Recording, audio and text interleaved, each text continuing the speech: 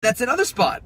Fucking the West Coast, Super Dragon, Excalibur, all the guys there, fucking Joey Ryan, all these dudes who were super talented and stuck around and built their scene. It's similar, I give it to like fucking music scenes, like punk rock. When you had fucking the Ramones and Television and Heads Up, fucking Blondie, all out of New York, playing out of CBGBs and all that shit. They built the New York scene. And then they left and the scene fucking died. And then you go to... He's gone. Right, and then you go to fucking hardcore, where you had all the fucking New York hardcore bands like Agnostic Front and shit. And once those guys built the scene here, and then once they decided, you know, hey, we're going to take this show on the road, started doing international and national tours, you know, scene started to die out a bit. That's what happens. When you have these guys who fucking set their feet in this area and fucking continue to kill it and rock and have awesome shit, it helps to build the fucking scene and builds the next generation. New York never fucking had that. Or rather, they did have that, but everyone who stuck around was fucking bitter and shitty. And now again, everyone in the fucking New York, New Jersey area thinks they're fucking better than they are. It's funny, I go to New England and like I talk to the guys over there in fucking Connecticut and Massachusetts and even up, you know, the guys in Maine, the Maine State Posse are good buddies of mine. And they'll tell you, you know, there is the fucking wrestling politics, but it's nothing like they see in New York and New Jersey. Because those guys, I mean, again, like, fucking, I give the credit to Limitless Wrestling. I mean, who was running up in Maine, running like super indie shows? Limitless fucking kills it. Those guys are awesome. Building a crop of their own. No bullshit, no egos. Where'd it go wrong in New York? It wasn't they went wrong, it was that all the New York guys fucking left to fucking make money. And didn't toil around in the independents to help people. Punk was on the indies forever. Cabana was on the indies forever before they got signed. Aries on the indies forever before they got signed. Callahan on the indies forever before they got signed. They cultivated the next generation. Whereas New York, what were the New York indies like in fucking late 90s when all these companies were on? Who was running? There really wasn't any New York indies back then. Exactly. USA because Pro? Right, but like, who were the main event at USA Pro? King Kong Bundy and Nikolai Volkov? Yeah. That was an 8-hour show. Right, but no, then it became, once ECW died out, you had, you know, the Carrinos and all like those top indie guys at the time. You had a lot of shit. Right, but it was less about the shit, it was more about that was different then. But at the same time, when... Okay, so you had USA Pro, then you had Jack Sabbath's company, which was was that late 90s? Yes, it was. I think it was early 2000s. 2000. But you had all, but at that point still, you had the guys coming out of the Doghouse, Low Key, Homicide, the fucking Hit Squad, Low Life Louie, all these guys fucking trying to cut. But you had the new Dynamite Kid who was a glorified ticket seller. Yeah, but I'm not. I'm focusing on the guys who. But eventually, those guys were pushed away into ticket seller, Mr. Puerto Rico. Remember him? But no, but like Homicide always had a fucking job on all these shows. That's one guy. But fucking Moth, Candido stuck around. Candido did a fucking ton for the fucking Northeast Indies for a bit when he was around. He would always fucking work with guys and fucking make them look great. People would learn. Jack Sabbath is wrestling on these shows. Remember the dive off the fucking balcony? And then it was one spot. I think that was on the new Dynamite Kid, wasn't it? I don't fucking know. I don't care. That shit is so fucking foreign to me at this point. But again, I think that's where it comes down to, is that, you know, New York is driven by a lot of bitter people. And I say this being somebody who was fucking, you know, trained by a bitter person. Think Johnny's better? Of course. What money he's making? Oh! Fucking, here's the thing.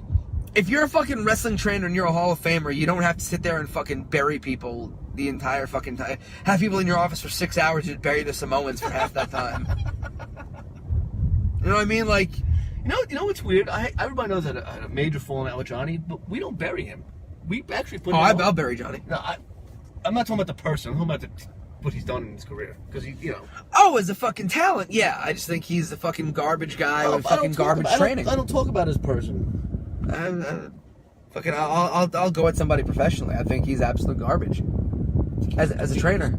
As a trainer, 100%. How he trained all these guys. I'm not talking about now. Right, I'm talking now. I'm talking about back in the day. Alright, back in the day when all you needed to learn was how to bump, and then you fucking went out and learned on the fucking road. Yeah, absolutely. He was fucking a very good trainer. The business has fucking changed. It's passed him by. And he doesn't leave his office now. But the problem is that none of the guys there fucking have a fucking clue either. Well, that's the issue. That's the point. It's the blind leading the blind. There goes New York. Am I going to New Japan the day before Mania this year at MSG? Probably not, honestly. I'm going to be trying to wrestle on shows, not watch them. I don't know, personally. Awesome for them, I think. Honestly, as much as people want to fucking shit talk, you know, where the business is right now and, oh, Raw got its lowest ratings, it's like, this is the only fucking time in the history of professional wrestling where a legitimate independent wrestling promotion,